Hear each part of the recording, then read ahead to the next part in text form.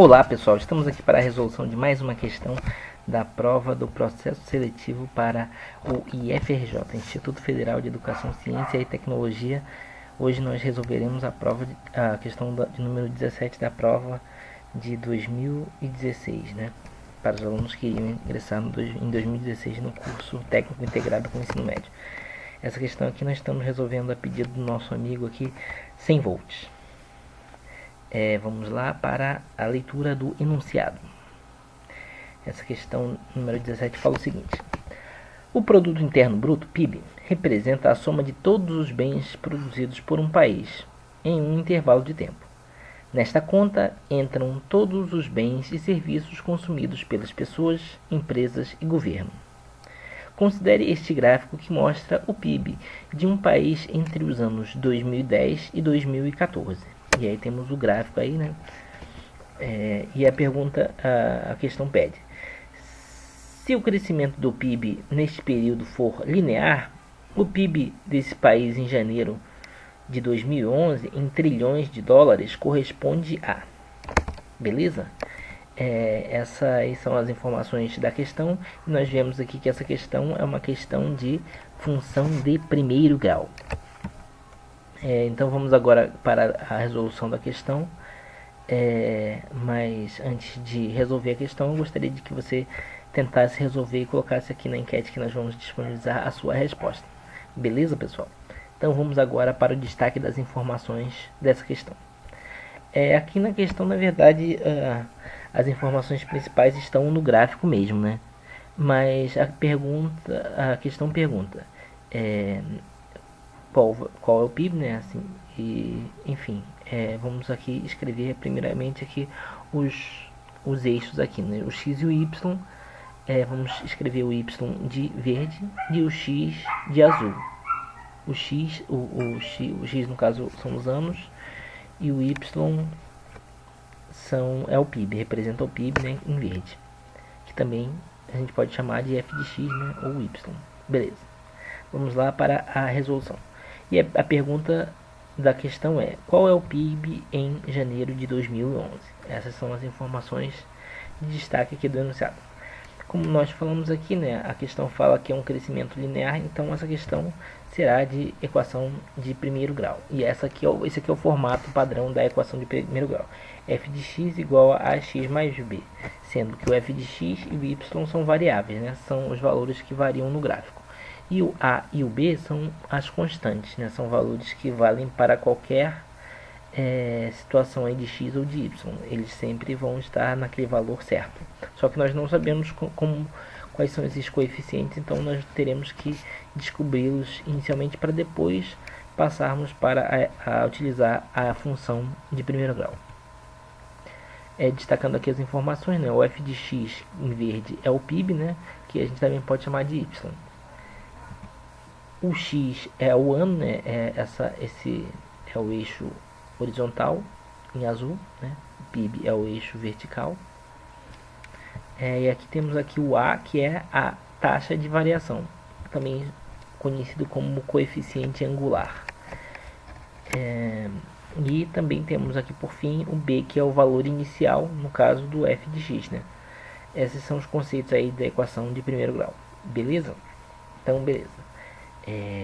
Vamos agora para inicialmente tentar identificar qual é o valor do A, né? Ou a taxa de variação ou coeficiente angular.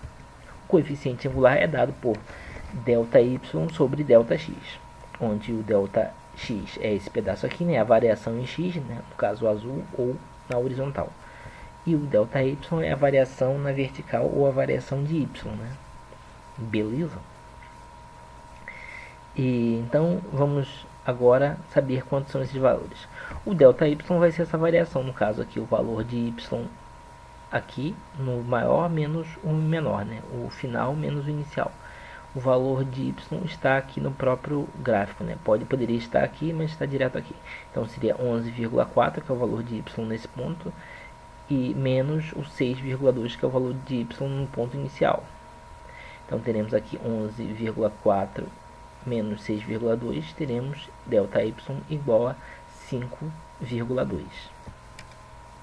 Agora vamos calcular o ΔX. O ΔX é essa variação aqui na horizontal, que seria a variação de 2014, né, que é o ano final, menos o ano inicial, que é 2010. Então teremos 2014 menos 2010, teremos um ΔX de 4. Beleza? E agora vamos colocar esses valores na fórmula do A, que é o coeficiente angular. Então teremos ΔY sobre ΔX, teremos então o A igual a 5,2 dividido por 4. 5,2 é o ΔY, 4 é o ΔX.